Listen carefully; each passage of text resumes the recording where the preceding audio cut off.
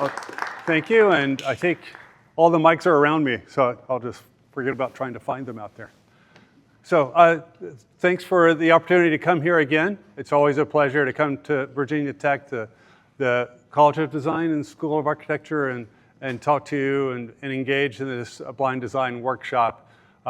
So it's a really special thing built off this, as Andrew explained, this experience we had together and way back in 2009, and it's just thrills me to no end that he's taken that idea, grown it, matured it, evolved it, and pushed it out, and is having real impact. I've sensed it here at the school. I've sensed it outside the school from graduates that have been here, that I've been engaging with beyond here, and so I really applaud the efforts here and all that's happening to make this possible. I think it's a wonderful experience for the students, the Virginia Tech students, that have the opportunity to think about teaching and experiencing architecture in a different way and through a different lens than they're used to. And for the students, the blind and visually impaired students from around Virginia to come here and have the experience of a creative endeavor, of the creative process of design thinking. And to do that in this context, in this space, with your fellow students or professors, and to really learn so much about what can be applicable and however they pursue their career going forward and their life going forward. So thanks all around to everybody. And so with that, I want to get started. And I'm not going to deal a whole lot today about the whole story of how I got here and losing my sight. And I'll just make it known that I have absolutely no sight, no light perception whatsoever. So it's my experience.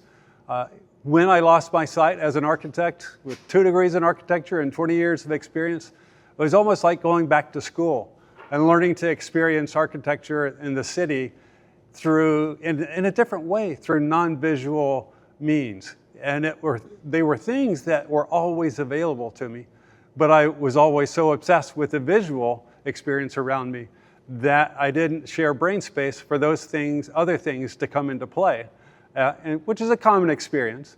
But so much of what I do in my practice today, in my approach to architecture, approach to the landscape, it's so much about that, the whole human experience. In fact, the rest of the body that takes the eyeballs around for a ride.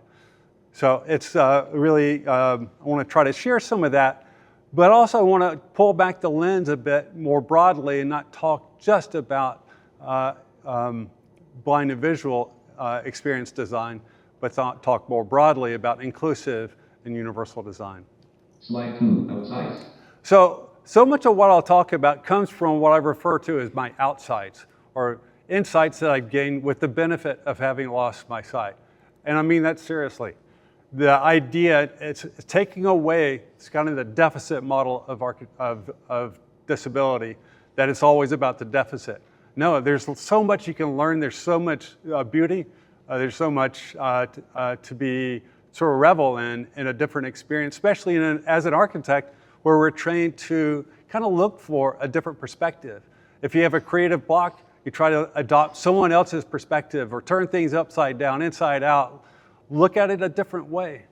And all of a sudden, lose my sight offered a golden opportunity to do just that. And through that, to find a unique place in the practice, in the profession of architecture, a space that nobody else was occupying, and to bring sort of a different lens within that. Slide 3, creative process. So one of those outsides has to do with that very thing, and that's the creative process. And people often say, and I've had them say it straight to me when I lost my sight, oh, it's the worst thing ever to lose your sight as an architect. How can you be an architect without sight? How can you do that? But the core of architecture in any design field is how you think.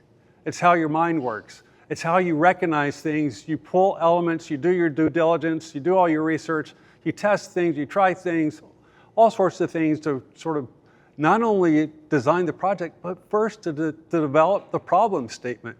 You're not going to end up with a great design, a great project, if you don't start with the right and rich problem statement. So all of that is coming through the mind. And so with that, design, the creative process, it's all intact. What's different about it is simply, Slide 4, new tools. it's simply the tools. It's typically explored through visual tools. The practice of architecture, it's all about what we see, what we draw, what we model, mostly how it caters to the eye. And that's true with the tools that we use. So if anything else, it was just a tool problem. I could still think the same way. I was still the same person, involved with the same kind of things. I just needed new tools to work with. Slide 5, embossing printer. Essential to that within the profession of architecture was having access to the drawings. And critical to that was the tool of an embossing printer. Slide 6, emboss drawing. That's a large format embossing printer that sits right next to my workstation, and I can print drawings in tactile form, drawings that are produced in any CAD program, any way of working with drawings. Just create a PDF, or I can go through other formats as well, send it off to print, and then I get it in tactile form. Slide 7, wax sticks. And then developed ways of just working with a kid's craft toy, a wax stick. They're like lines that I can touch, they're tactile. So instead of using graphite or ink or pixels on the screen, all of which I can't feel, these are lines that I can feel. And I can just work with them, stretch them, curve them, fold them, snip them, just pinch it off with my fingernails. And as you work with them, they're wax, they get tacky and they stick right to the paper. So they really sort of become my way of sketching quickly to ideate, to explore ideas, to work on details, whatever scale I'm working with. I just grab a line and start working with it, putting it on the paper. And in this case, I could feel what I'm drawing on top of the embossed drawing, and then have a feel of a different new line that I'm working with in the wax sticks. And in this case, I'm holding the figure of a human scale figure that I was about to put down in the drawing, if I remember correctly in this photograph. And that's really sort of embodying something I realized that was different when I work with embossed drawings or tactile drawings, especially when I'm working with a plan, is that I'm reading it through touch, but I'm really kind of following the human experience as you move through the building. I'm not looking at it as a composition. I'm trying to follow how people would move through the space, move through the building, move through the landscape. And it becomes as if I occupy the space of where my finger hits the paper. And as I'm moving through it, and I'm really transposing myself to that point, thinking about all the experiences that either are happening that have already been designed, or thinking about what should be happening or what might be happening along that way. Thinking about the multi-sensory experience of being in the space, or the cognitive experience about how you know where you are, if it's a memorable, knowable space, and all sorts of things like that. So in many ways, this process, as it shows in this photograph, of holding the human scale, it's about putting the human experience back into the drawing. And it's something that I've found so far more effective through tactile drawings in this way of working than I did when I worked sighted. Slide 8, access to design process. So all of that was providing access into the design process, not just how you make space accessible, but how you provide access for myself and others into the profession, so that you can work with it without sight or in low vision conditions. So it's really about sort of opening it up, that way of working, and also it's about bringing clients. I now work with clients that are blind and visually impaired, and giving them agencies and building in projects that are designed specifically for them, or where they're the leadership, and giving them agency over the project that's being designed for them. So it's providing access for me, and it's providing access for others around me. Slide 9, architecture beyond sight. And all of that taken together is about taking architecture beyond sight. It's not about forgetting about the visual enterprise. It's not that I think about design not being seen. It's about all that stuff that typically gets done, but then adding on all these other modalities. How the building, the space, the city, the environment feels, how it works, how it sounds, and really being deliberate about that, and bringing those elements into the design process as a very deliberate act, as opposed to what typically happens being accidental. Incredibly, heroically intentional about what a place looks like And then the reality of what it's like, yeah, well, it's just a building, just a space. So really being far more careful and deliberative about those things. Slide 10. Photo of Stevens Hall from north looking south into historic vaulted passage. So I'm going to shift gears here and talk about a project that I've taken on. This is a non-commissioned project. It's a bit of a passion project. And it's a building on the UC Berkeley campus in Berkeley, California, where I got my graduate degree in architecture. And this happens to be a building that I never really liked the building. It wasn't my thing. It's a collegiate Gothic building. And, but it frames one of the most magical passages on campus. And it frames this passage that I would go out of my way to go walk there as a way to sort of refresh my mind, to relax, to sort of cleanse the mind. And it's just a beautiful building that becomes a part of the landscape and really sort of celebrates the topography and becomes a part of it.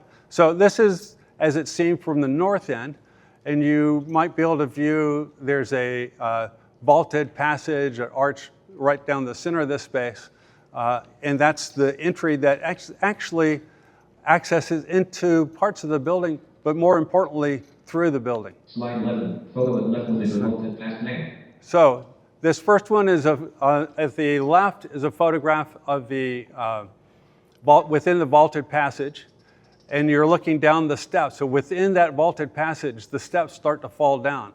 It turns out that where you enter on the north side of the building, you're 2 stories above the site at the other side of the south side of the building where a creek flows by. So the stair is all about getting you down to that terrace level down below, 2 stories below, and then to a historic bridge across the creek. Photo at left within the vaulted passage with stairs rising down 2 stories thick and there we then go. the bridge over Strawberry Creek. Sorry for my long alt text there. Hope you caught that. Land. That's it. Photo at upper right heading south down steps leading to the existing historic bridge over Strawberry Creek. I need to slow that down a little bit more for you all. Slower, slower. Photo at lower right looking northeast to historic bridge on approach to the foot of the stairs up through Stevens Hall. So this are photographs looking down the stairs and then back up to it. It really sort of showing that sequence of stairs that really sort of wind around the south side of what is referred to as the east wing of Stevens Hall. And it goes from that second level passage at grade on the north side of the building down to the 2 stories down to grade at the south side of the building to then cross the creek. Now, so I'll just keep describing that building a little bit more. Slide 12, a photo looking north to Stevens Hall with exterior brick stairs rising up along Strawberry Creek. So what's magical about this is its connection to the creek. The building itself embraces the creek. It forms this outdoor space on the south side of the building. You have the sound of the creek, all the natural vegetation along the creek, the history of that. This land had been occupied by the Ohlone Indians. There used to be salmon coming up this creek, spawning in this creek.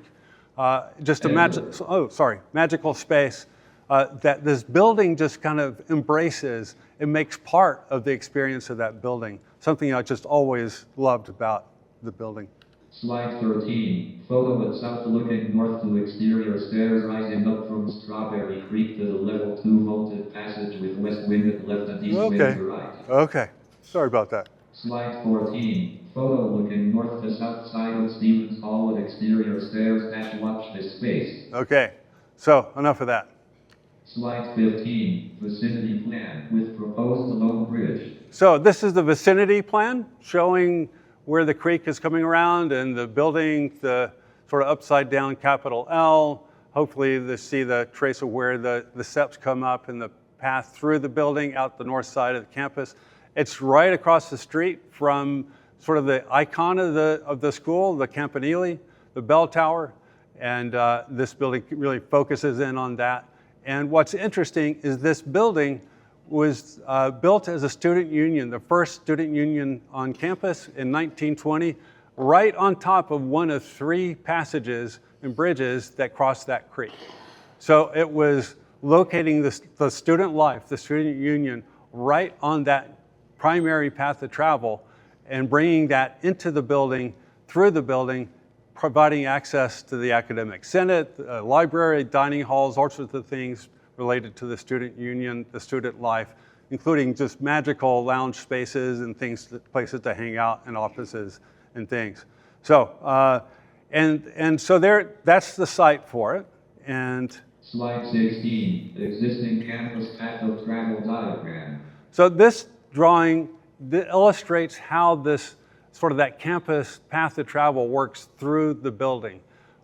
Starting from the north side, the top of the drawing, you come through, approach the building, go through that vaulted passage, come through it. Within that passage, the steps start to fall down, go down to the south, to a mid-landing, and then to the east, a short flight of stairs to another mid-landing, and then back to the south to go the rest of the way down to where you can access the bridge to go across. So that is the historic campus path of travel that was embraced by, formed by, and certainly formalized by the design of this building, which is all incredibly wonderful and fantastic. Until I went back there as a professor, walking through that space the first time, it dawned on me, now that I was a member of the disability community, that my friends, they use wheelchairs and can't do stairs. They can't do this. They couldn't take part of my favorite part of campus, this treasured path through from one side, the north side, to the south side of the campus. So that became very disturbing, that in a place like Berkeley, sort of the home of the disability, human independent living movement, disability rights, that we have such a legacy of these old buildings that don't express our values today and fail to live up to our cultural expectations. But it turns out, as I had my students work with it, we discovered they have done some what we call barrier removal, some accessibility improvements.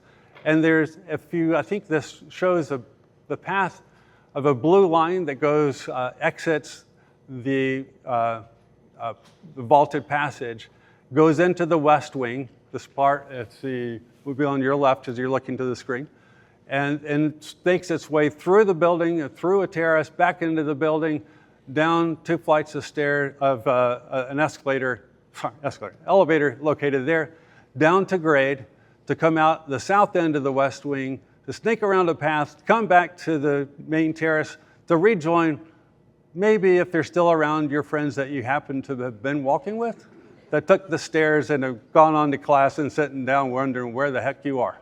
So the irony of providing accessibility to provide a longer path, a more inconvenient path, a path that separates people from everybody else, to provide access. So congratulations, look what we've done for you.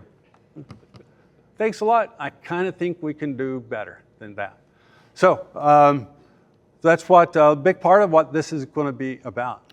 Slide 17, Stevens Hall portal plan analysis. Welcome through but not in. So then if I look at that portal, that vaulted passage, what you discover when you go through there, as nice it is to go through it, it's not particularly welcoming to take you into the building. It's great about taking you through, not so great about welcoming you in, largely because it's no longer the student union. It was relocated in 1950s and 1950s.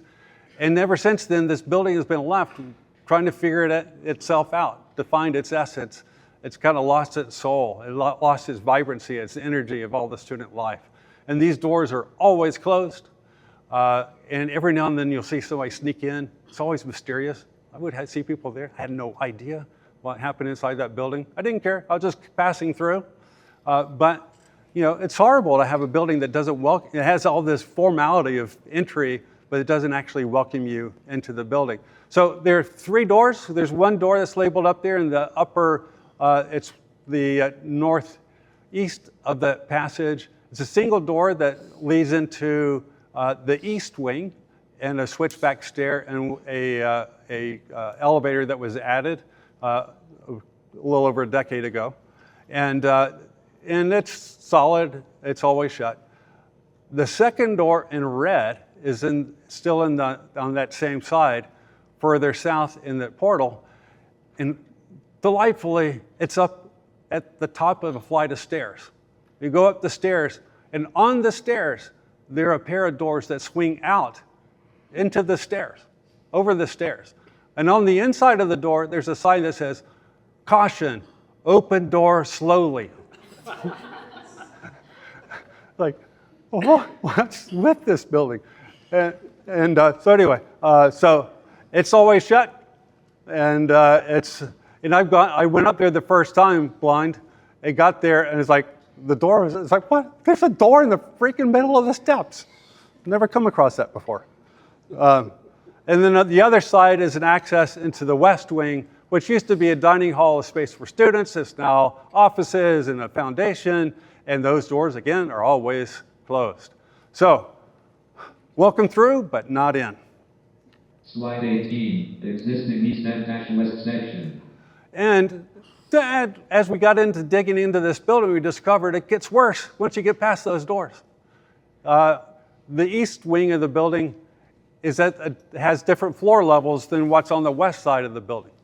There are two sets of stairs that go between the two wings, a south stair that serves the west wing on the west side of the passage, and then the north stair serves the east wing. And they actually kind of entwine with each other as they go up through the building. But there is no way to go from the east wing into the west wing unless you can do stairs. The only place that you can connect the east wing to the west wing is on level 2 across that passage where those doors are always closed. Even though the building, the floor levels are the same on the ground level and level 1, you can't go between one and the other. They're shut off from each other with solid walls. So, a very mind-numbing building. And I gave the Virginia Tech students here working with our blind students here this week the challenge of trying to explain this easily and clearly to our blind students that are working on it, something that you can't understand if you can see it and walk around through it. So congratulations to you if you're one of the blind students and you're beginning to understand any of this building. Slide 19, simple and intuitive use. So, all that, this is to sort of explain all that visually, how all that, the circuits work together, the north stair, the south stair, and how they sort of access all the different parts where you can sneak from one to the other. And ultimately, you see how it occupies all the space between the east wing and the west wing. And the stairs, which are about providing circulation, actually provide and manifest the barrier between the two buildings, the two wings. Slide 20, wayfinding directory, guerrilla style. So, wayfinding, so they have these made-up signs inside that, behind door number 1, and that's the stair for the east wing that describes how to find different parts of the building. If you can see, you could read some of these directions. They're kind of hilarious, trying to describe when you would like to think you just need to provide a number inside a building and go find it. It's so illogical that it takes sentences to explain how to find it. Some of the spaces in this building, you have to actually go outside the building to come back to it from the west side at grade somewhere else to get into the building for that part of the building. Slide 21, existing improved access. So this is with the improvements with the accessible elevators and other things they've done to improve access in the building. A lot of investment went into that. And then this next slide. Slide 22, residual barriers to access. Shows how, despite all that effort, the elevator in the east wing, at the north side of the building, it serves levels 1 through 4 of the east wing. It doesn't go to level 0 in the east wing. The south stair in the west wing, it services levels 0, 1, 2, and 3, but not level 4, and there's a level 5. And if you want to get to the northwest corner of the west wing, you actually have to come up that elevator, go through the academic senate to get to the offices and study section that's at the northwest corner of the building, and hope they're not having an academic senate session at that time. Rather inappropriate for someone to have to take that as a path of travel. see what happened there. Slide 23, complex, counterintuitive, inequitable, and not right.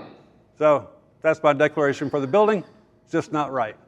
And it's a historic building that is to be preserved, to be kept in state in its tact, to be historically accurate. However, many of those things that give it its rich historical character, not all of it, but some major contributing elements, are the very things that are at odds with how we expect to use buildings today.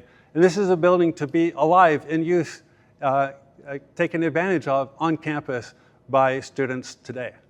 So we're going to get busy trying to fix that. Slide 24, vicinity plan with proposed low bridge. So here we go back to that vicinity plan, and I want to point out a separate element, this Downey Bridge.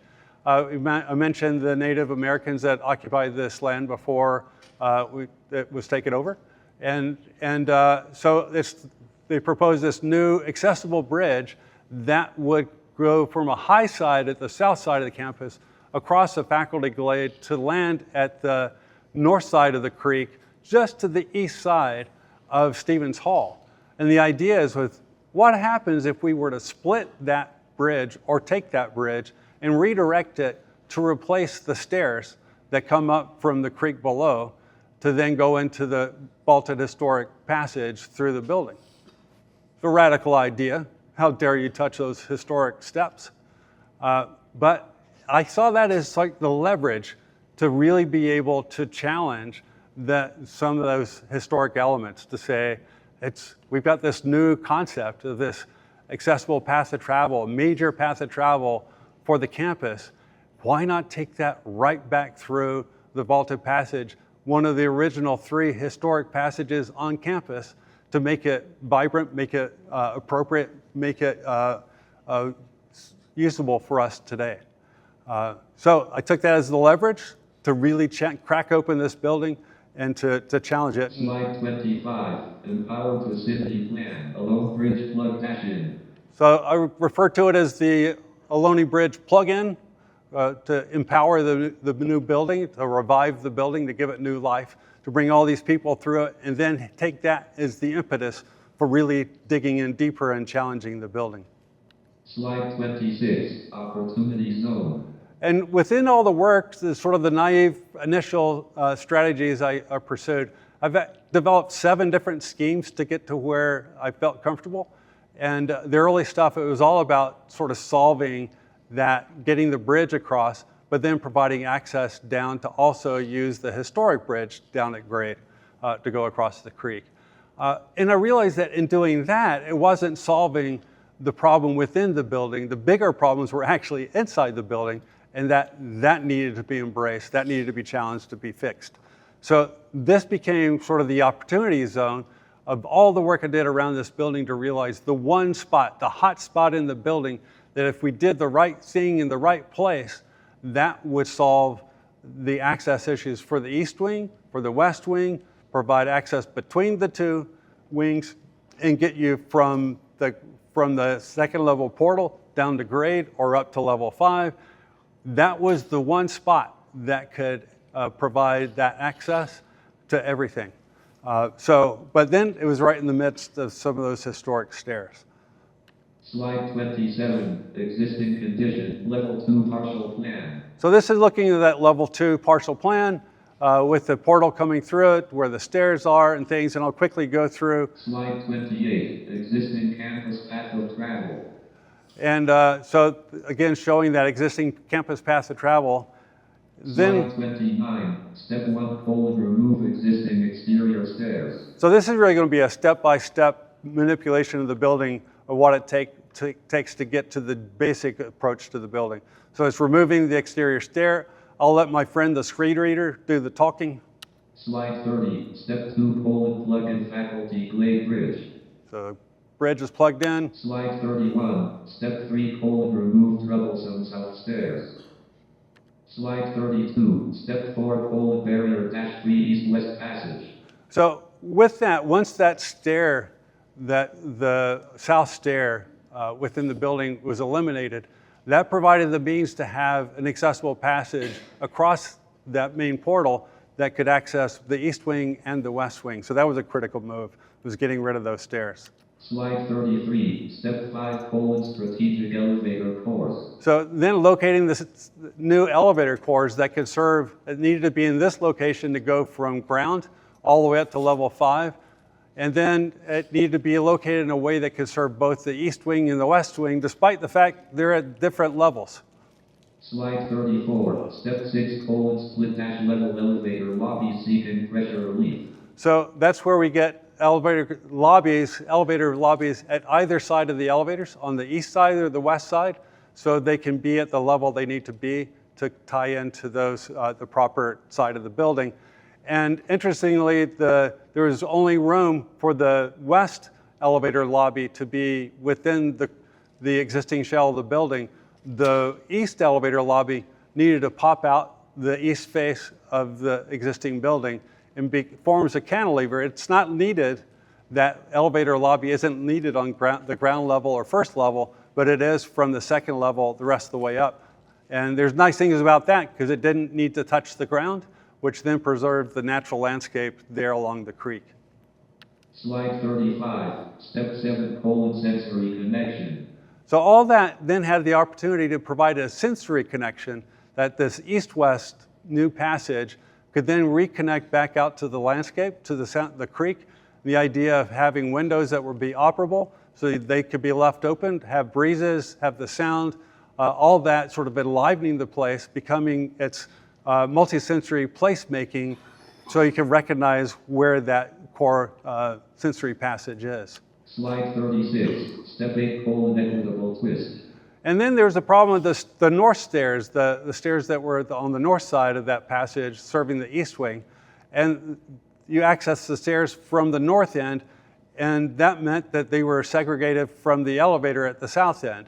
To be truly equitable, one of the first principles of universal design, equitable use, we needed to do an equitable twist, twist the stair around so that you could enter the stairs or enter the elevators the same way, regardless of which way you needed to travel. All of them, both modalities, sharing that connection on all levels out to that sensory connection to the creek. Slide 37, Step 9, new equitable vertical circulation core. So that provides that whole arrangement for really what solves the riddle of the building. Stairs that access all levels, elevators that access all levels, a sensory passage that's consistent from floor to floor, every time, connected back with views, sounds, smells of the creek and the natural vegetation there. And also in its materiality in the floor, materials used in the floor. Slide 38, Step 10, new inclusive path of travel.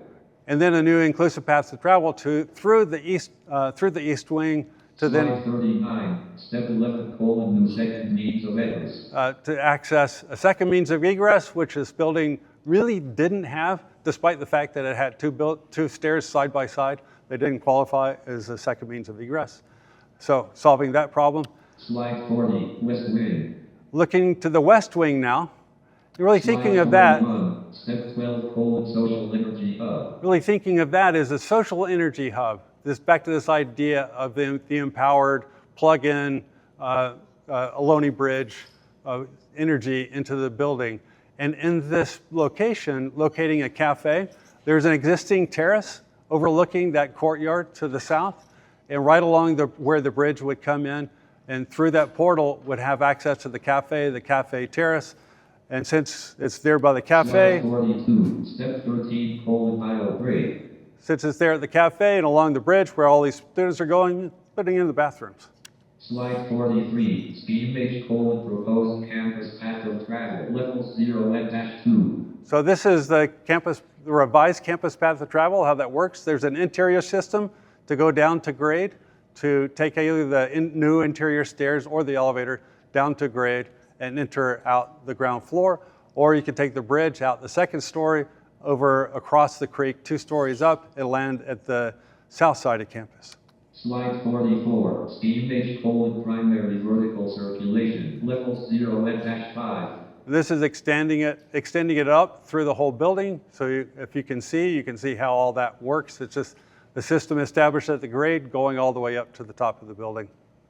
Slide 45. Steam H primary vertical circulation core detail levels 0 and -5. So zooming in a little bit closer so you might be able to see it better and understand more about how all that works. Seeing where there's the east and west elevator lobbies, the stairs going through all levels, that coming together in a central, that sensory passage east-west, and how it's connected at all levels through there. Slide 46. Steam H plug dash and primary vertical circulation core. So I'll just keep Slide 47. Steam H plug dash and portal program diagram. So when done, going back to that passage, the portal, looking to see how that works now. With the doors opposite each other, the pair of doors to the east wing or the west wing, these doors now can be left open all the time. When the cafe is open, all that's happening on the west wing. The doors can be propped open on the east wing, providing access and visual connection out to the creek area, access to the stairs and elevators, really making sense of that location. Slide 48, vicinity plant plug dash in. So that's the plug-in version. But got to the end of that, and I realized, don't actually need to plug it in. Don't have to take the bridge across there to tie into it. That it actually works just fine without that. What was interesting is that in solving that interior system, it provided an equitable path of travel all the way to the grade within the building, and the bridge at level 2 became somewhat optional, although I like the idea of removing those exterior stairs. But in the reality, there might be a lot of resistance to removing the stairs. They are rather treasured, so the scheme didn't depend on that. Slide 49, vicinity plan unplugged.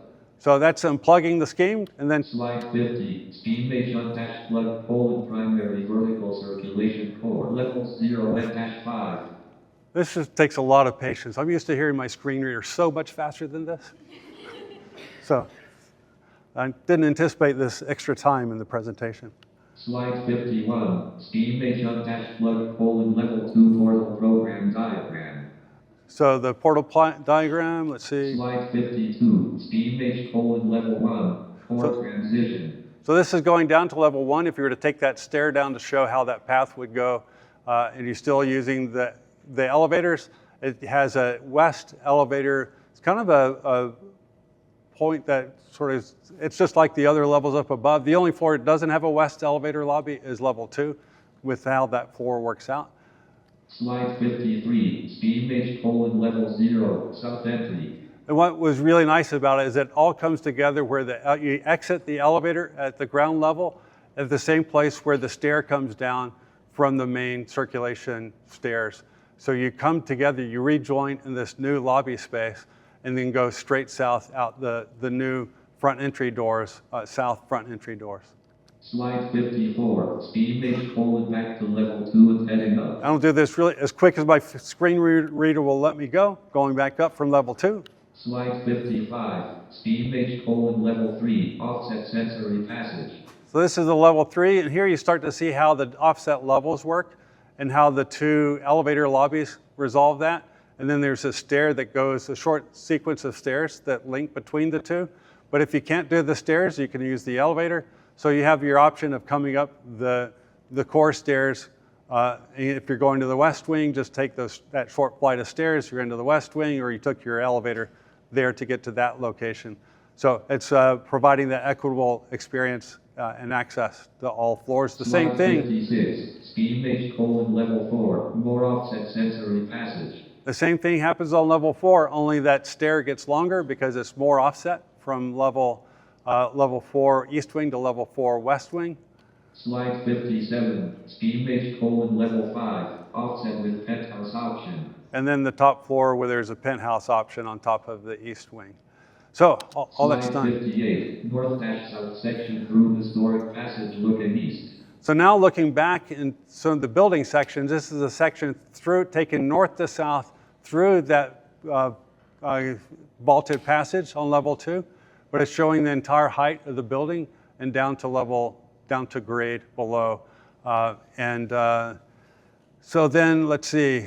The next is going to look in more closely. Slide 59, north-south section through historic passage looking east, lower levels. So this is that same drawing, but down lower in the building, down the lower 3 floors, 0, 1, and 2. And the point here is to accentuate how when you enter that entry-level lobby at the ground on the south side is actually underneath the historic stairs above. So when you pass through that stair, the entry lobby space is revealing the underside of those stairs. So the stairs are rising up in the space, and it's creating this open multi-volume space.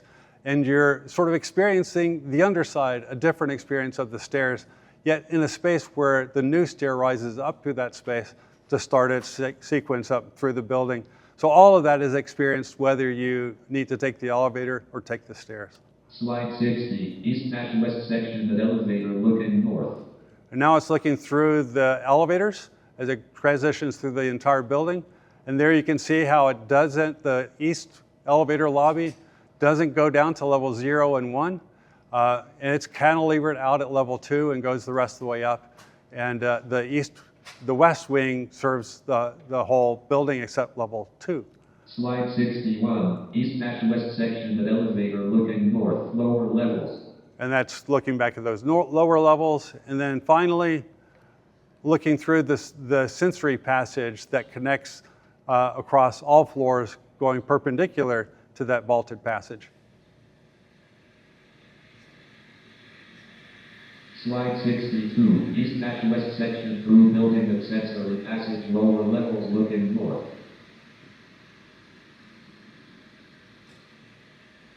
So here what's interesting is in that zone, you can hear the creak on all levels. The further up you go in the building, the quieter it gets.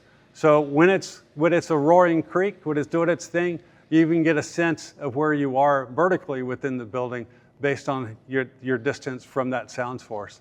And also from the different experiences, the winds coming through, the sounds of people outside, all sorts of things of sort of welcoming the outside into the interior of the building at this critical zone and critical place for placemaking to sort of anchor you, whether you're sighted or not. You can always recognize this inclusive path of travel vertically through the entire building that's connecting both the east wing and the west wing. So I'm exhausted. I don't know about you. So. Slide 63, closing outside. So with that, I really wanted to share that it's so much of that was about mobility, but embedded within it was this sense of how everybody could use that space, really zeroing in on this idea of equitable use. And our role as architects, as designers, to advocate for that through the designs we propose, through the problems we attempt to solve, through what we see is worth pursuing, even if it's challenging, historic preservation or whatever else that might stand in its way or suggest otherwise, that we need to take a stronger position to advocate for a more positive outcome. But it's also about thinking about the buildings in connection to the landscape, to the space around, and to the social networks, that they're just not buildings in isolation. You think about buildings on this campus. This building, Stevens Hall, could easily be here at Virginia Tech with all the topography and how buildings can solve problems, how buildings can become part of the landscape, celebrate the landscape, and solve problems that are in the landscape through the presence of the architecture, if you think about it and design about it right. So. Slide 64, thank you. So with that, thank you. And I can take any questions if there's still time.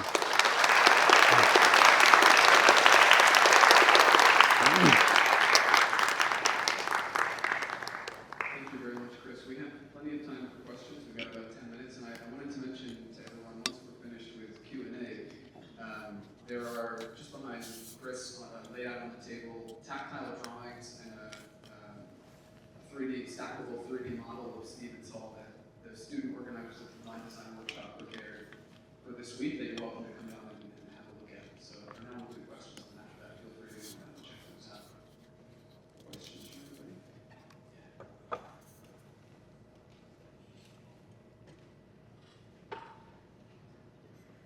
I would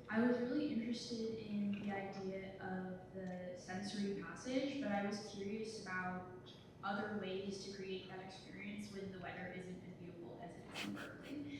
So that was my biggest thing. I was like, that's great, but Yeah. yeah. Yeah, as I said, it could be here, except it's a good bit colder in the winter here, a good bit hotter in the summer. So yeah, that kind of climatic site specificity, it is unique to that location, but there are still ways of creating that connectivity, whether it's the sense of terracing within the buildings, how the buildings can sort of provide the access through it. But it is hard. It is, we do get spoiled out there of being able to leave windows open. That building is not climatically controlled, it's just natural air, partially because of its date, 1920s, but also because of the environment there.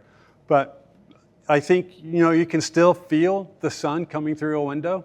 You can still see that. There are lots of things you can do to work with that. And I think they're just a matter of thinking about it and trying to think about the material.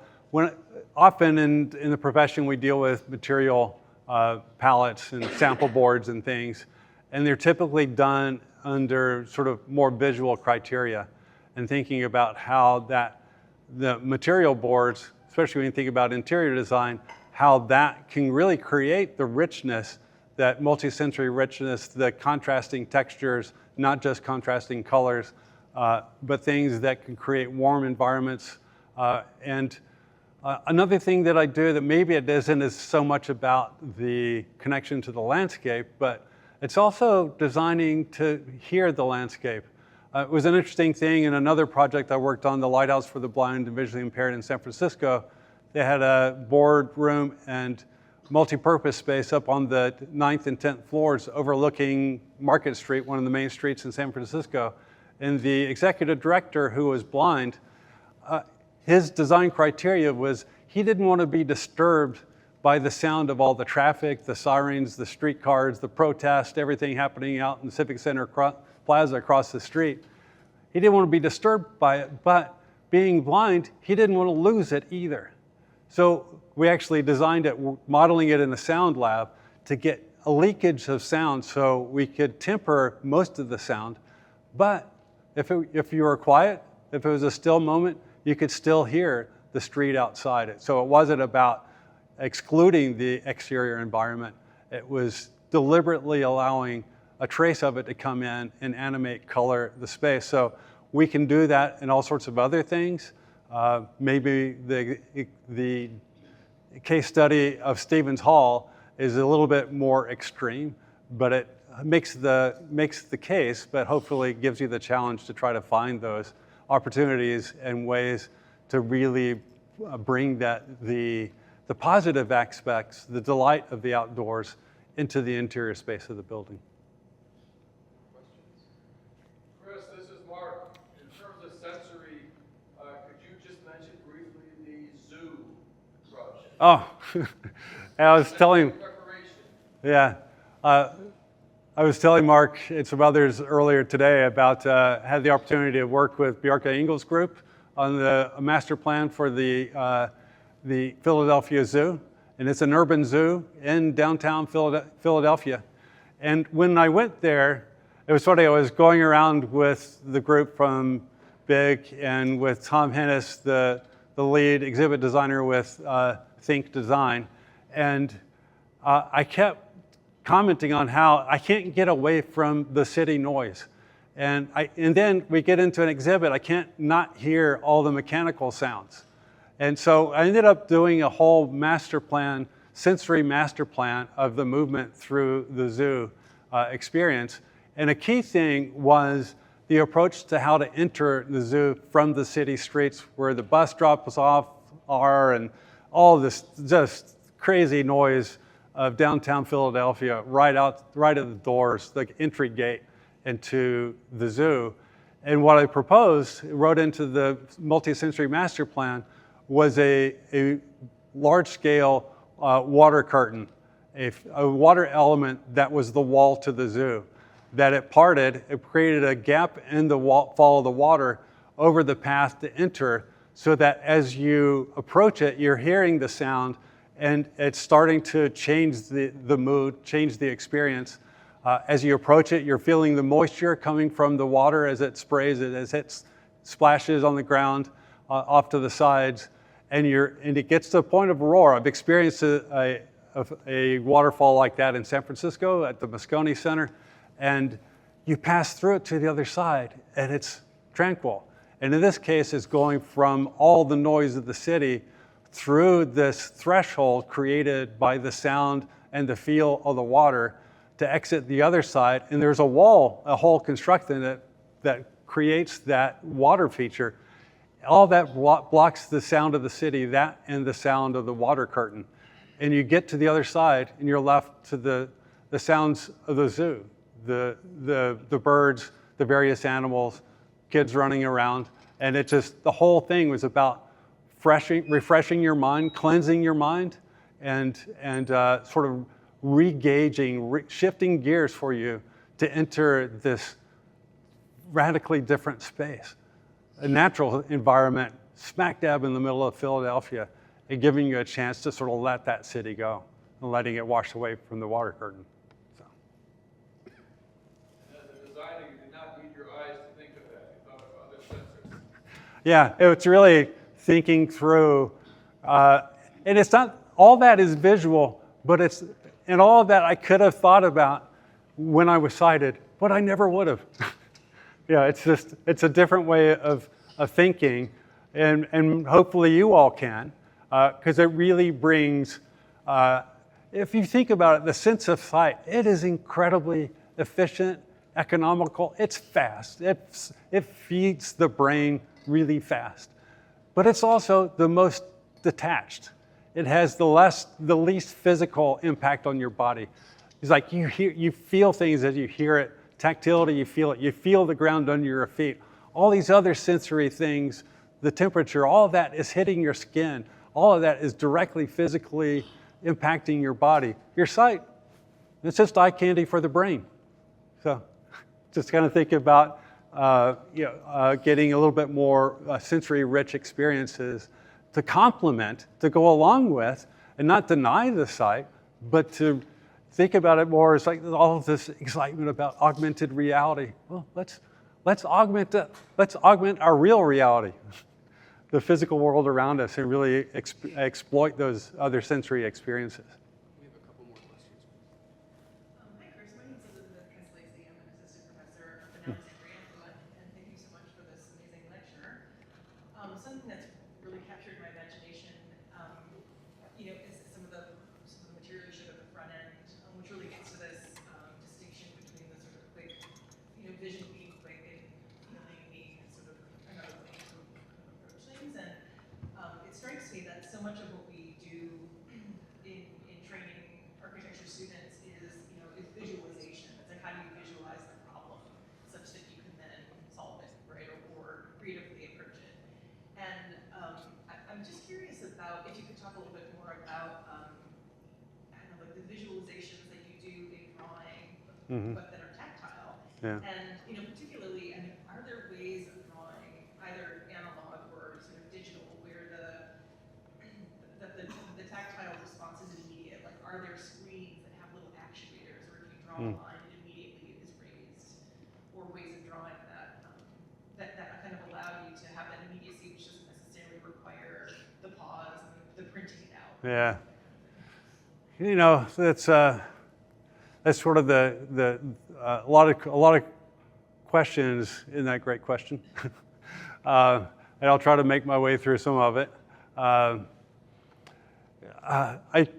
kind of like keeping things simple and quick, so just the analog approach of tactile drawings and the wax sticks, that goes a long way. But yeah, it creates a barrier. I can join a virtual meeting with the design team or with the client, and there's new stuff that's happened, and I can't see it on the screen. I can't access it. There's no way I can get to it. And there's not going to be enough visual description to describe it. So it creates a barrier to to the process. Now, there is the development of what's referred to as a refreshable dynamic display. That's a screen that is both tactile and visual. So it's deformed, the screen deforms, and so it can create three-dimensional things, line work, text, all sorts of things. And it's just like a visual screen, it's just that it's a tactile, dynamic tactile screen. And with intents of being able to affect the drawing or the graphics within that space. That's not really getting to the sort of some of the different sensory elements of what you're talking about. It's just different ways of working. But that technology to get to the scale that I need to work on an architectural scale, right now it's existing on something, kind of small. And that doesn't work well in a big architectural drawing. And you can't reduce an architectural drawing to fit on the same size sheet of 11 by 17 or something else like that. These drawings need a little bit more space so you can really read the space between the lines to understand what's going on. So anyway, I go back and always go back to the embossed drawings. But there are things like I was talking with others earlier today about, some of the problems in architecture is like, we don't do well with acoustics. We don't really design our acoustics, largely because we can't draw acoustics. We don't have drawing tools that do that very well. So, and if you work with an acoustic engineer, they can run all the calculations and give you all the numbers, but does that really mean anything to you, the output of those numbers? And if it means something to you because you've really studied it, can you share that with a client for them to understand what their space is going to sound like? So in a case like the work that I do, I'm trying to design the soundscape of a building. So you're really thinking deliberately about how the building sounds as you move through it. So you can really use that to make as part of multi-century placemaking to make parts of the building knowable and distinct one from another, and can give you that sense of orientation as part of the wayfinding exercise. So in that case, work with a team where we model the sound of space while it's still being designed in digital space, and they have a high-end animatronic sound lab.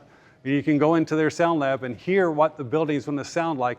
And they put my king tap moving through the building, and we can hear how the sound changes as we walk through the space. So developing other tools like that to bring these other things that aren't typically an explicit part of the design process into a drawing, into the design process. Now, it's not a drawing, but how do you draw sound?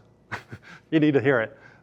So that's sort of the tools that I go to for that. Anybody has any additional questions, you can come and chat with Chris after this. Thank you very much for joining us today, Chris. Yeah. Well, thank you. Thank you, everybody.